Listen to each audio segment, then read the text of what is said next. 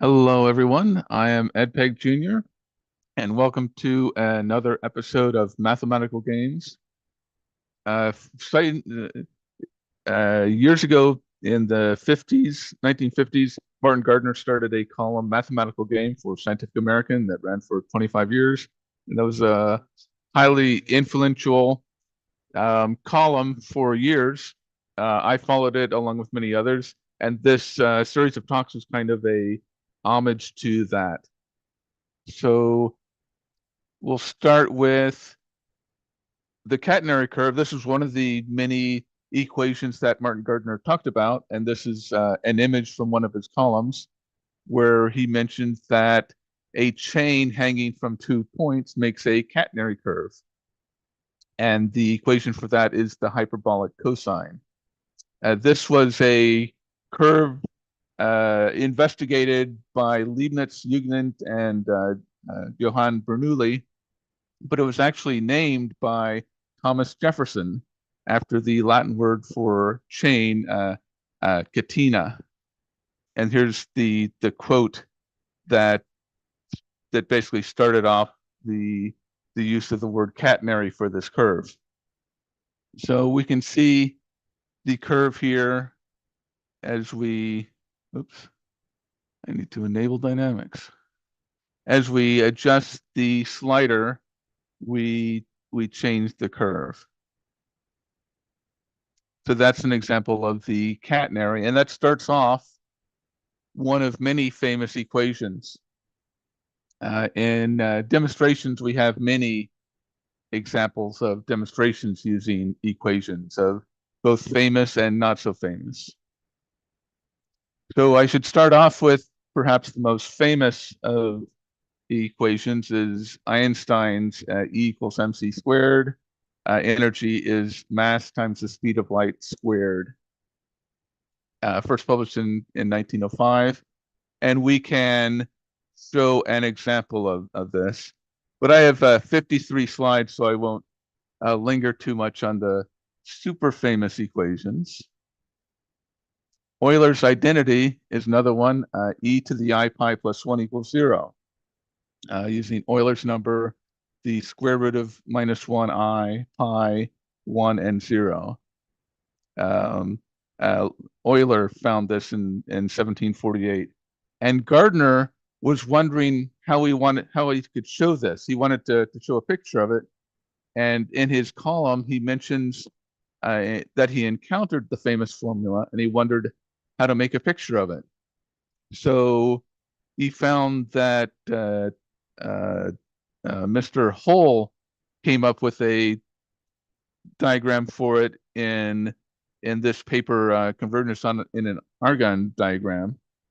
So I thought I would make that picture. You've got a infinite series using the Taylor expansion. Here's the series here. And if we turn that into an accumulated sum, we get this spiral. And here we show it on an Argon diagram. As you take each term in the series, you get this spiral that focuses on minus 1. So this series verifies the Euler identity. Another famous equation is the Bitcoin elliptic curve, sec p 256k1. A lot of the digital currency is based on this elliptic curve here. And we can do a test to see whether a point is on that particular curve, and this set of points is. So far as I know, no one has gone through all the solutions for Bitcoin that have been found and made a map to see whether that really means anything for this particular curve. I'd be curious to see if anybody had done a study for all the points that have been found for this particular curve. The Pythagorean theorem is another famous one, a squared plus b squared equals c squared for the sides and hypotenuse of a right triangle. And we can test it with, say, 3, 4, and 5, or 5, 12, and 13. But not as well known is Leavitt's law. In the early 1900s, they didn't know how big the universe was. They weren't sure how far away the Andromeda galaxy was, for example, or even if it was in separate from the Milky Way. And Henrietta Swan Leavitt was studying the Magellanic Clouds, and she took detailed notes on the Cepheid variable stars, plotting their apparent magnitude with the period that they had. They go from dim to bright in a particular period. And when she made a log plot of the lowest apparent magnitudes, and highest apparent magnitudes, and plotted them, she got straight lines.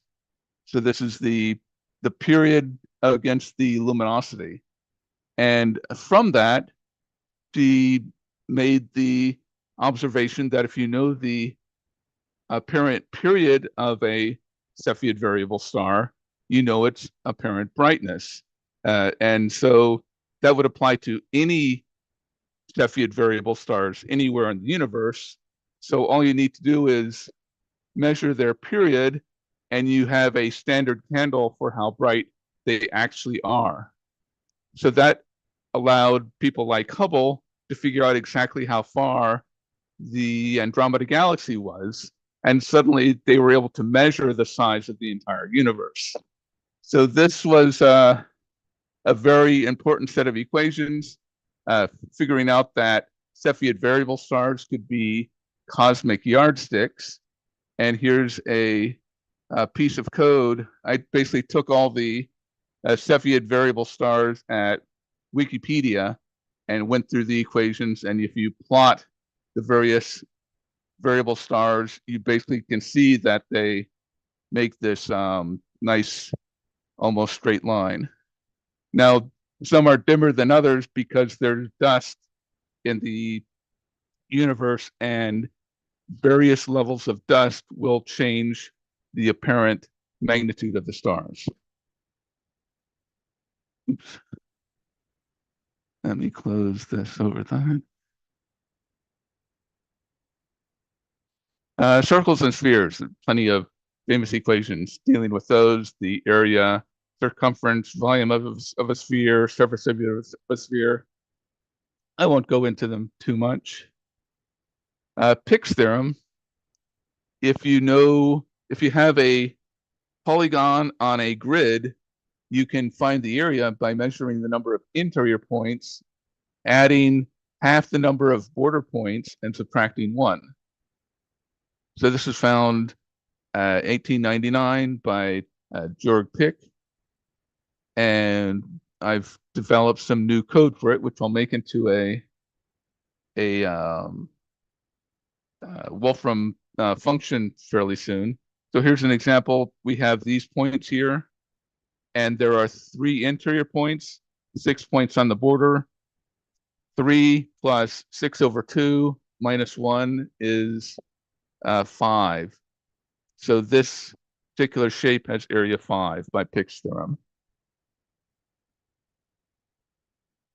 The triangle equation: if you have an equilateral triangle and you know how far a point is to the 3 corners, you can use this equation to calculate the side of the equilateral triangle.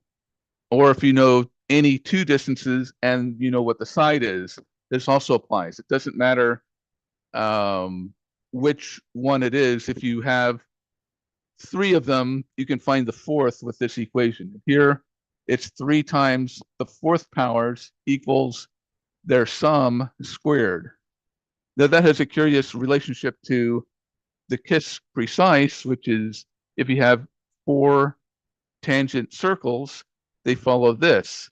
Instead of using 4th powers, you use second powers, and you multiply by 2. And twice the sum of the squares is equal to the square of the sum. And there's a third one. If you have 4 tangent spheres, all tangent to the same plane, then you can multiply the squares, the sum of the squares by 3, and they will equal the square of their sum. So there's 3 heavily related formulas for having 4 of something that have a particular property. And here's Gardner's column on elegant triangles, where he shows that 3, 5, 7, and 8 is one of the solutions for this triangle problem. This is a description of the kiss precise, where you have 4 tangent circles, and if you look at the inverse of their radii, that gives these C values. And we have pictures here of all sorts of different solutions to this. So you have circles with radii of 1 over 98, 1 over 102, and 1 over 123. You can get this set of circles inside of a circle with radii with a basically positive radius 49. Since these are circles on the inside, the others are circles tangent on the outside. And this is one of the most famous ones here. The inside of a unit circle, you can do circles with radius 1/2, 1/2, and circles of radius 1/3. 1/3 will nicely fit in, and then you add circles of 1/6 and so on. This sequence at the bottom here can be used for a set of tangent spheres. If you put 3 circles with, or 3 spheres with radius 1 tangent to each other, you can then add a sphere of radius 1/3 tangent to all of them, and then you can add one of 1/4 and so on, and you'll have a nesting pattern making a spiral at the center, all touching the plane. Euler's polyhedral formula: number of vertices minus number of edges plus number of faces equals 2.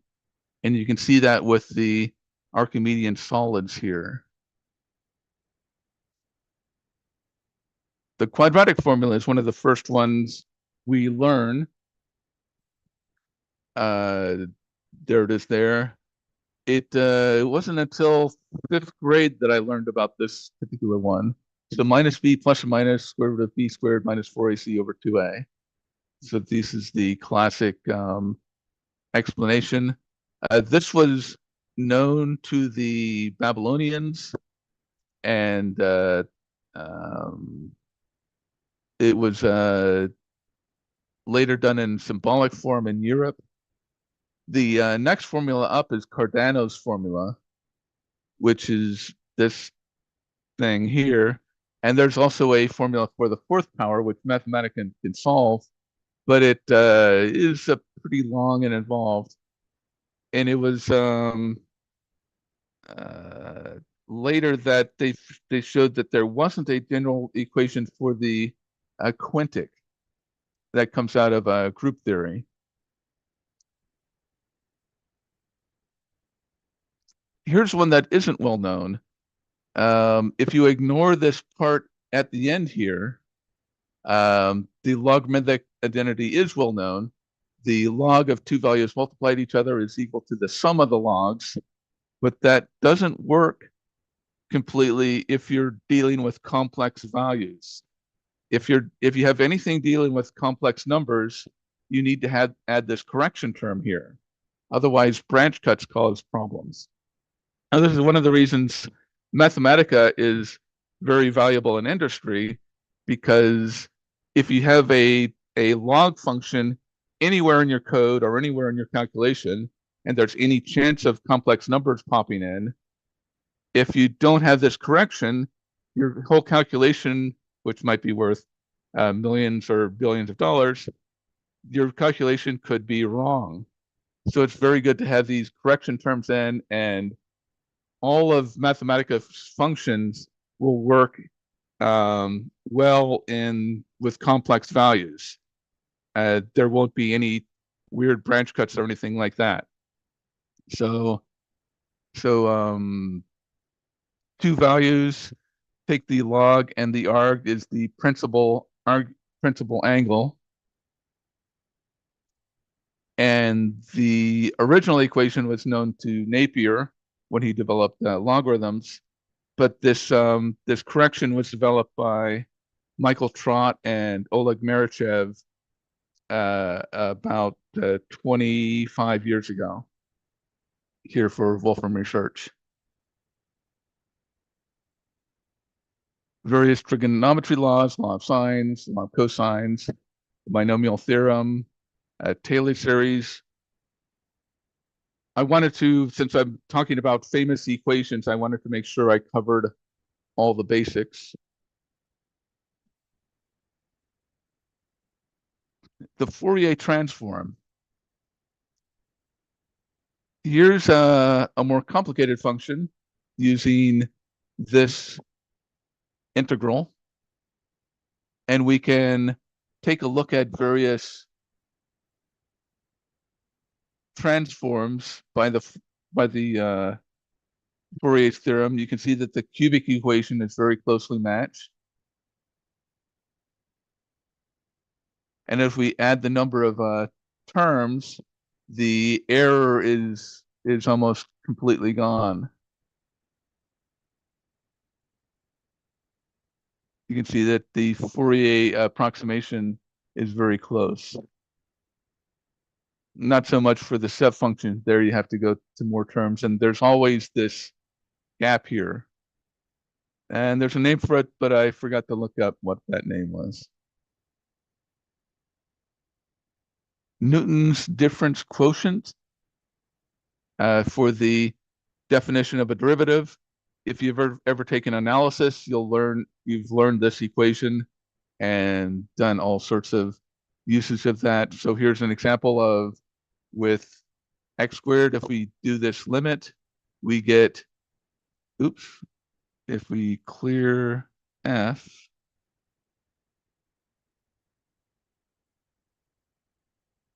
no, it should work, unless x is, let's clear x. So this should be 2x, yes. We can also use the derivative function. So this was something I fondly remember from my analysis courses. Newton's law of gravitation. If you have two masses, their attractive force is proportional to the square of the distance between them. So one calculation I did with this just recently, somebody asked how much they were affected by Proxima Centauri, which is 4 light years away.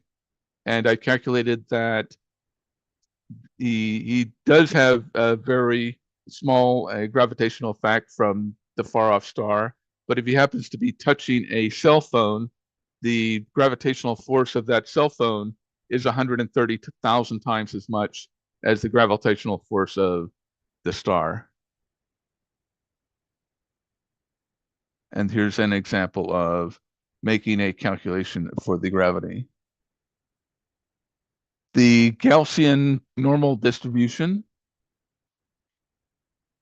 is based on this, and we can plot the Gaussian curve here. The area under the curve is equal to 1. So the normal distribution appears in many different places.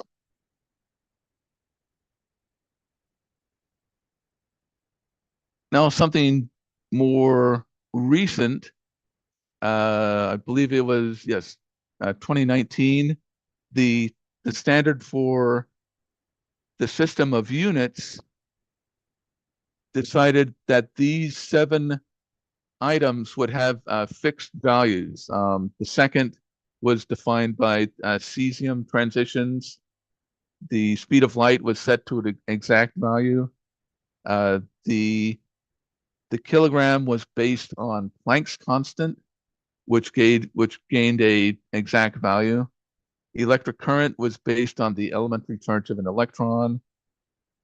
Temperature would be set by Boltzmann's constant. The amounts of various substances would be based on an exact value for Avogadro's constant, and the luminosity intensity would be based on an exact value for candelas. So that led to this new way of looking at how quantities could be measured. There used to be a cylinder that measured the kilogram, but it's now the measurement of the kilogram is now based on Planck's constant. Planck's constant. So we can derive the measure of a kilogram with a Kibble balance. So these are the equations that are involved. The Josephson voltage standard, quantum Hall current, von Klitzing constant, and we combine all these together, we can derive a substitution for how the Kibble balance will work, which is basically a set of I can't remember if it's plates or wires right next to each other with an extreme precision. And as you run current through those, you can measure the attractive force. And with that, we can measure weight by using current based on Planck's constant and these other factors. We can also derive the second based on the hyperfine measurement of the cesium atom. So if we measure the number of cycles, we can get a second. We basically just divide by this large number. Defining the candela, we can do similarly using these equations, luminous intensity, radiance, radiant flux, fixed luminescence efficiency. And when you combine these together, we can get one candela based on a frequency of 540 terahertz with a radiant intensity such as that. So these are all different ways of measuring different quantities. The Kelvin based on kinetic energy, ideal gas law, Boltzmann and Avogadro, and when they are combined together, we can get one Kelvin measured based on the energy in a certain mass of an item. And when we combine all these together, all of physics can now be derived. So here's a chart I found of how all these various units work with each other. But there's several different pictures of this. Here's another, and all of these links and whatnot are in a community post, which is already up online. If you go into the YouTube header, you'll see a link to the community post that has all of these things from this talk already there. So here's another picture of how all these units work together. And here's a picture from the NIST site, how all these units work together. All of them using various different equations. So with the defined constants listed here, speed of light, Planck's constant, elementary charge, and here's the years of when they were initially defined, but their initial definitions weren't nearly as accurate as they are now. With these fixed items, we can derive various items, such as the Rydberg constant for the more magneton, the nuclear magneton, Compton wavelengths. All of these are derived from the fixed constants. Since we're on physics, we can move right to Newton's second law of motion, mass or force is equal to mass times acceleration. This is one of the building blocks for physics, 1687. And we can, I wonder what A is equal to now. It looks like I said it there. So mass times acceleration gives force. Of course, there's many different measurements dealing with kinematics, position and distance, define the location in space over time. From that, we can get velocity, change of rate of change of position, meters per second. Then we can find the acceleration, which is change in velocity over change in time in units of meters over second squared. And the next is the jerk force, which is the rate of change of acceleration, meters per second to the third. And then there's the jounce or snap, which is the fourth derivative, rarely used, but its units are meters per second to the fourth.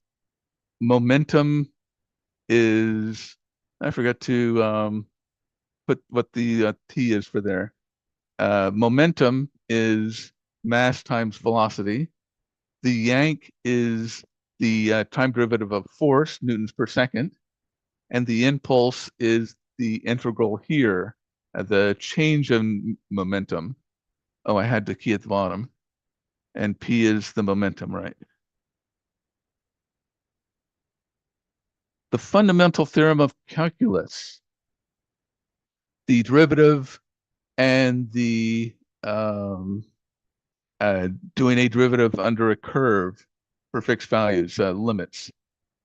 So developed in the 1600s by Newton and Leibniz, who had a big, there were various fights who developed calculus first, the German side and the English side.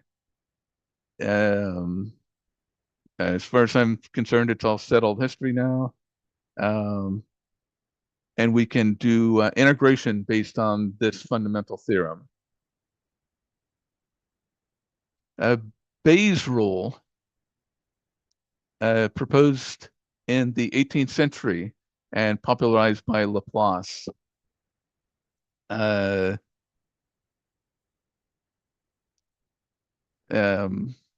Here's an example of using it.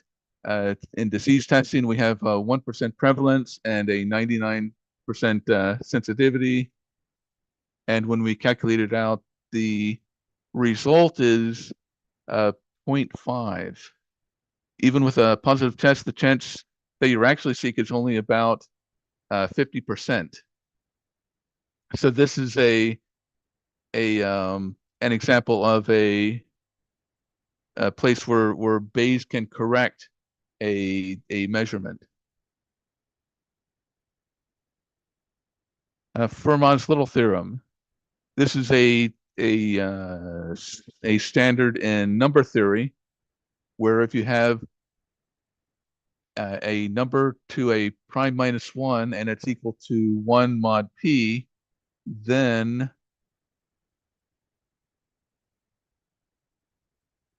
I forgot what that means.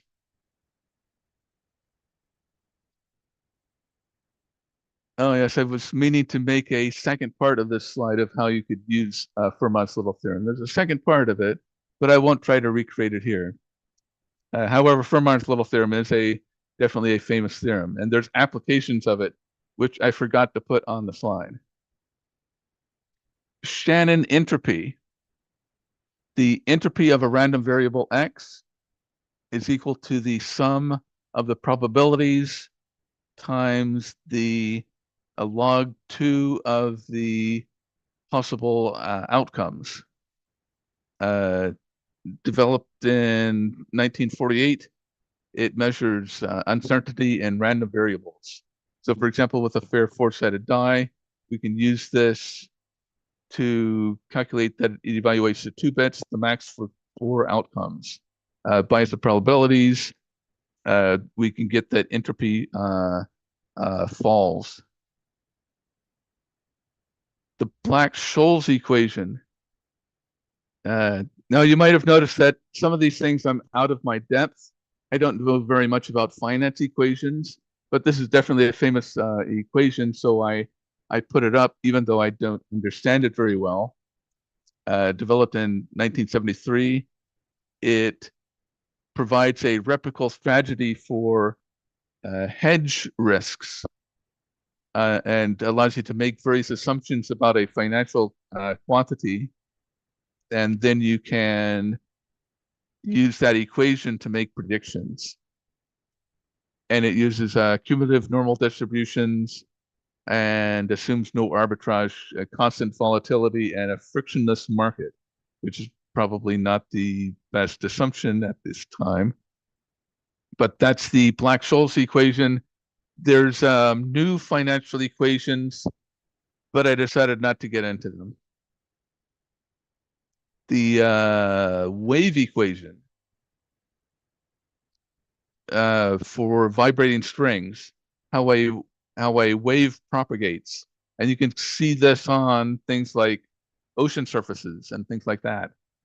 So the wave displacement, position time, wave speed, and the derivatives of the acceleration and curvature.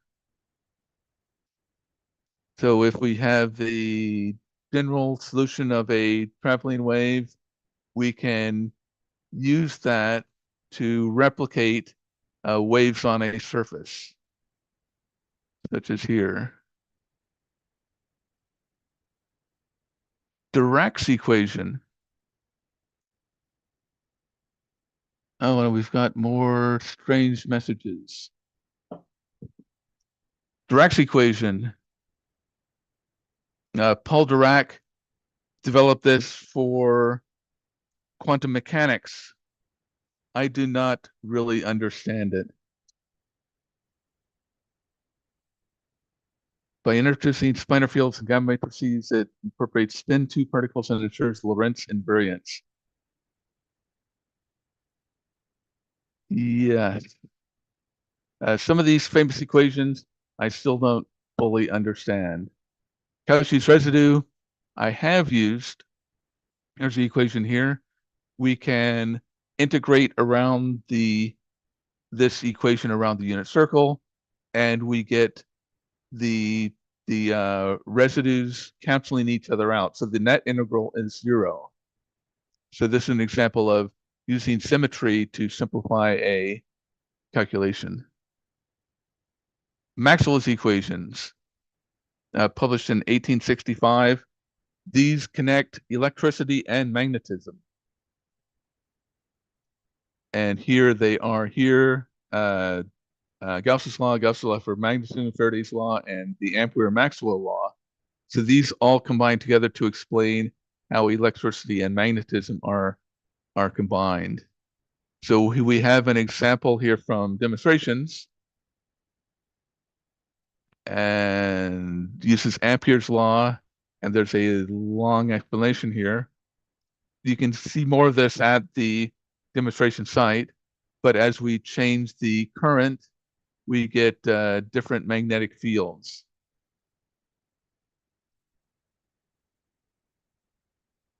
The amount of the electric field around the wire changes with the amount of current based on Maxwell's laws. Einstein field equations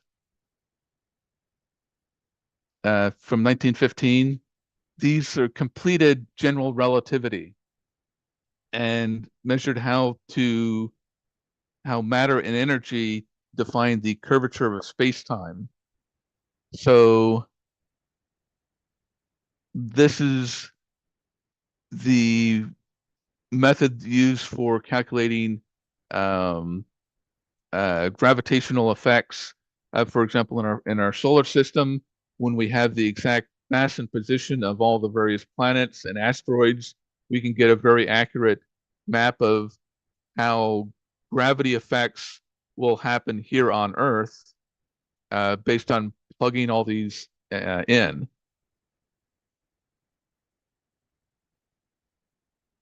And here is a Schwarzschild metric for a vacuum solution. So here's the matrix that comes out of that calculation. Euler-Lagrange equation developed in the 18th century. This was a, why did they do this?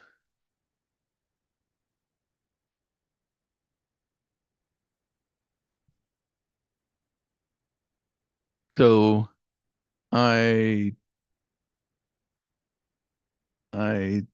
do not completely understand this equation.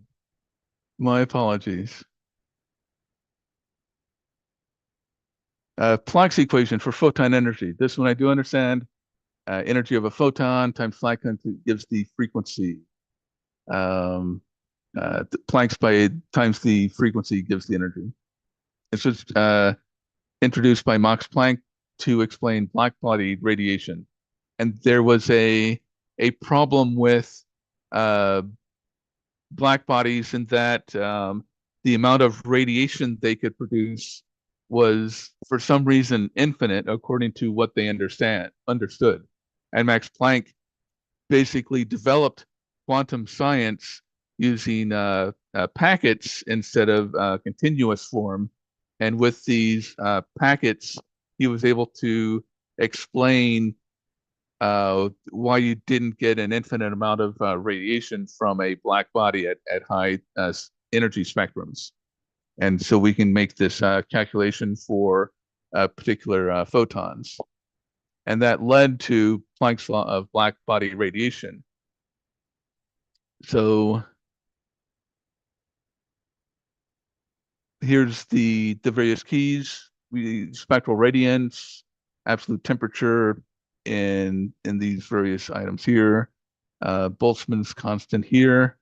And when we combine all these together, we can plot Planck's radiation law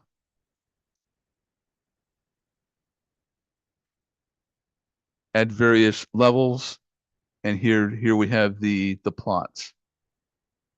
The trouble with the previous formulas before Planck was that this would quickly go to infinity, and he basically showed that it doesn't do that, and this matched with what was observed, and that was the beginning of quantum science. Predator-prey model. If we have a number of prey and predators, and we know their birth rates and growth and how things are consumed, we can get a plot for how their populations might match. As the prey dies out, so do the predators, and with the lack of predators, the prey can quickly gain in population, but that also increases the amount of predators thereafter, so you get these curves. Here's one that was in the news recently, the Navarro-Tariff equation. They introduced this odd equation to explain tariffs, but it turns out they were just using this formula here. And so once that was figured out, there was a lot of protest around the world. But this did become a famous equation recently. Heisenberg uncertainty principle. The limit for simultaneous precision of position and momentum. If you know those two and multiply them together, it should always be equal to the reduced Planck's constant over 2. So here's an example here where they were measuring neutrons through an interferometer, and they could get the spatial distribution on a detector stream and their momentum spread from beamline energy calibrations. This is from neutron interferometry. And when they did the calculation, they got it was 0.62. So that's greater than 1/2. So this was a verification of the uncertainty principle using neutrons. Here's one of my equations, probably not famous, but if you have a ruler and you want to have it to have as few marks as possible, it was a question from the 1940s. What's the fewest number of marks you could make? And they wanted this for designing things like radar or radio antenna and various other things where it was important to cover a complete spread, but you didn't want to have so many measuring devices in place. So the question was, what is the minimal you could use? And I came up with this equation for that in 2020. So for example, for 51, ruler of length 51, you just plug in 51 here. And you'll get, if you have 13 marks, your excess is 13 minus that equation. And you can see many items on sparse rulers. Just look up the term and you'll see some of the things I've done. Mandelbrot and Julia sets. This basically made fractals very famous. So basically this is an iterative formula where you take a z value and you just basically iterate that z plus a constant over and over again. So this would actually be Z0, Z1, Z1, Z2, and so on. There's two different related items. There's the Mandelbrot set, which is a map of Julia sets, and then there's the Julia set. Excuse me. What about that?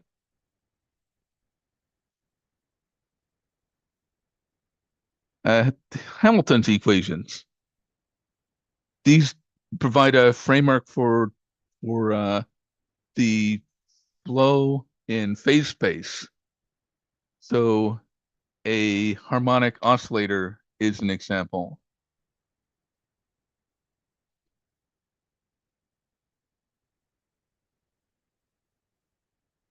Doppler shift and the redshift of galaxies. So the Doppler effect basically says that galaxies that are really far away and moving away from us will be shifted to the red. And galaxies that are moving towards us, such as the Andromeda galaxy, will be shifted to the blue. The Andromeda galaxy is one of the few galaxies that is actually moving towards us, and it'll collide with us in about 5 billion years. So we can measure a spectral line and get what the change might be.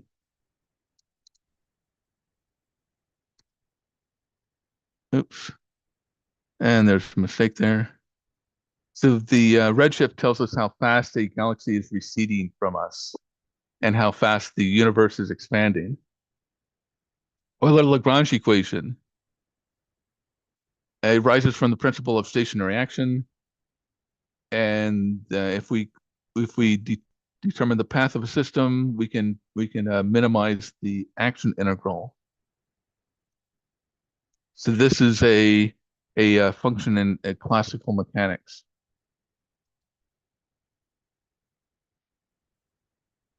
Riemann hypothesis. I usually close out the talks with some of the unsolved items, and there are some equations which are unsolved. It's not solved whether the Riemann hypothesis, whether all the places where this equation intersects with 0, 0, whether all of those involve 1/2 in the zeta function. It's believed to be true, and it's true for the first 10 trillion zeros, but it's still not proven for all zeros. I studied this problem in the early 2000s and was basically helping a person with uh, positions of zeros, and then somebody published the first 10 trillion zeros, and that kind of brought my involvement to an end because he was several orders of magnitude beyond anything I was doing. Another unsolved one is the Navier-Stokes equation. Do smooth solutions always exist in 3D? Here's the equation here. The behavior in 2 dimensions is fairly well understood, but the behavior in 3 dimensions is still not completely solved. So here's an example of using velocity fields for the Navier-Stokes equation. The Schrödinger equation and the Wheeler-DeWitt equations. Here they are here. They have these related terms here for the Hamiltonian operator. And it's unknown whether the Wheeler-DeWitt equation is completely valid. So these are two related items that are still not completely solved. And I believe that's all I had. Yes, this uh, talk is actually available. Let me show it here. It's already up. If you go to this link, and this link is at the bottom of the YouTube page, you can see the link to get to the talk. And if anybody has any questions, I'll be glad to try to answer them.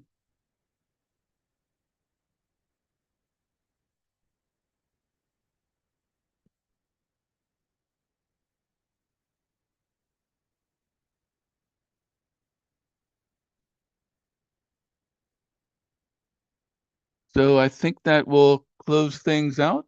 Many thanks for attending my talk.